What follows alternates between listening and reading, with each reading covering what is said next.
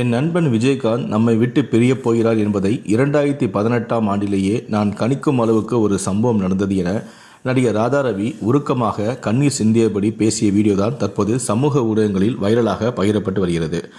அந்த வீடியோவில் அவர் என்ன சொன்னார் என்பதை பார்க்கறதுக்கு முன்னாடி வீடியோ பார்க்குற நீங்கள் மறைந்த விஜயகாந்தோடைய ஆன்மா சாந்தி அடையணும் அப்படின்னு நினச்சிங்கன்னா இந்த வீடியோக்கு ஒரு லைக் கொடுத்துட்டு தொடர்ந்து இந்த வீடியோவை பாருங்கள்.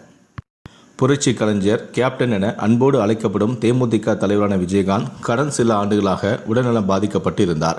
அவருக்கு வெளிநாடுகளில் சிகிச்சையும் அளிக்கப்பட்டது. இந்நிலையில் அவர் டிசம்பர் 26ஆம் தேதி வழக்கமான பரிசோதனை மேற்கொள்ளப்படுவதாக அறிவிக்கப்பட்டது. ஆனால் அவரது உடல்நிலை மோசமடைந்ததாக கடந்த மாதம் 28ஆம் தேதி தெரிவிக்கப்பட்டது.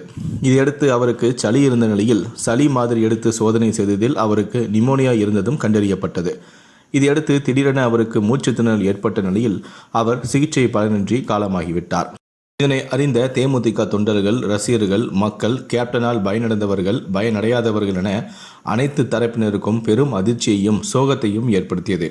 இந்நிலையில்தான் தமிழகம் முழுவதிலிருந்து அவருடைய உடலுக்கு அஞ்சலி செலுத்த ஏராளமான மக்கள் திரண்டனர். இதனால் தலைநகர் சென்னைக்கு மூச்சு முட்டும் அளவுக்கு கூட்டம் இருந்தது. இந்நிலையில்தான் தீவுத்திடலில் வைக்கப்பட்டிருந்த அவரது உடல் தேமுதிக அலுவலகத்தில் இறுதி சடங்கு செய்ய ஊர்வலமாக கொண்டு வரப்பட்டது.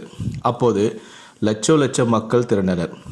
நவீன கர்ணனுக்கு மேம்பாலங்கள், வீட்டு மாடி, அலுவலக மாடிகள், சாலைகள் என கிடைக்கும் இடங்களிலெல்லாம் மக்கள் நின்று அவருக்கு பிரியாவிடையும் கொடுத்தனர். விஜயகாந்தின் இறப்பால் அவருடைய நண்பரான ராதாரவி, தியாகு உள்ளிட்டோர் கண் கலங்கினர்.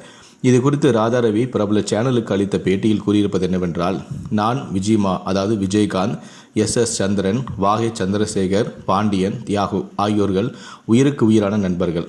எங்களுக்கெல்லாம் விஜிமா தான் ஹீரோ. கடந்த 2018ஆம் ஆண்டு சின்னத்திரை நடிகர் சங்க தேர்தலில் தலைவர் பதவிக்கு நான் போட்டியிட்டேன். இதனால் எனக்கு ஓட்டு போடுமாறு கேட்பதற்காக விஜிமாவின் திருமண மண்டபத்திற்கு சென்றேன். அங்கு என்னை பார்த்ததுமே நன்றாக பேசினார். என்னிடம் அண்ணி எப்படி இருக்காங்கடா எனவும் கேட்டார். எல்லாம் கேட்டுவிட்டு திடீரென பக்கத்தில் இருந்த உதவியாளரிடம் இவர் யார் என என்னை பார்த்து கேட்டார். உடனே என் மனம் முடிவு செய்துவிட்டது, ஒரு நண்பரை நாம் இழக்கப் போகிறோம் என. உடனே விஜிமா, நீ ஓட்டு போடலாம் வரவேண்டாம் என சொல்லிவிட்டேன்.